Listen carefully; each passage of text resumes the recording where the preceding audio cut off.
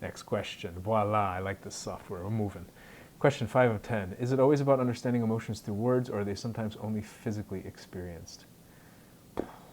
There is a woman named Anna Wurtzbika, who I refer to often and should probably have the courage to ask her to come on the podcast because she's up in her 80s, I think. She said the word emotion doesn't exist in all cultures. What does is to feel and to think. And she thinks that emotion is really thought applied to feeling.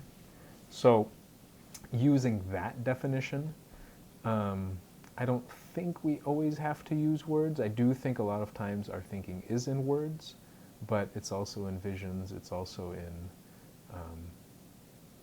sounds maybe, other stimuli. But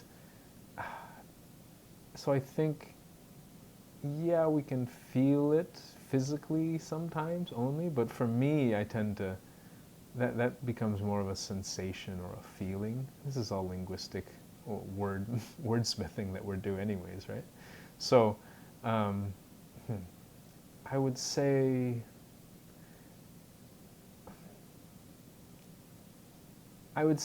it becomes an emotion almost when we start to apply words or thought or some type of categorization to it. I can't remember who said it. I think it was in this book by James Pennebaker called Opening Up.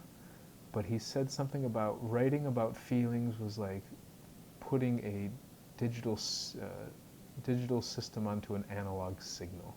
So the analog signal being this very continuous, messy interaction we have with the body, right? So if we're feeling something in the body, it's the heart rhythm, it's the breathing pattern, it's the posture, it's the chemicals, the hormones. Like there's a lot of things happening in the body. It's just a really complex mixture of things.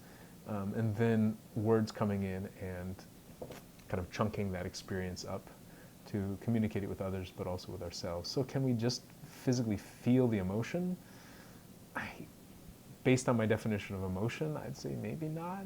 But to certain things that are really hard to put in words, and by putting them in words, it actually changes the feeling. Yeah, I think when we put things into words, it changes the experience. So sometimes just feeling it can maybe be more pure. I don't know.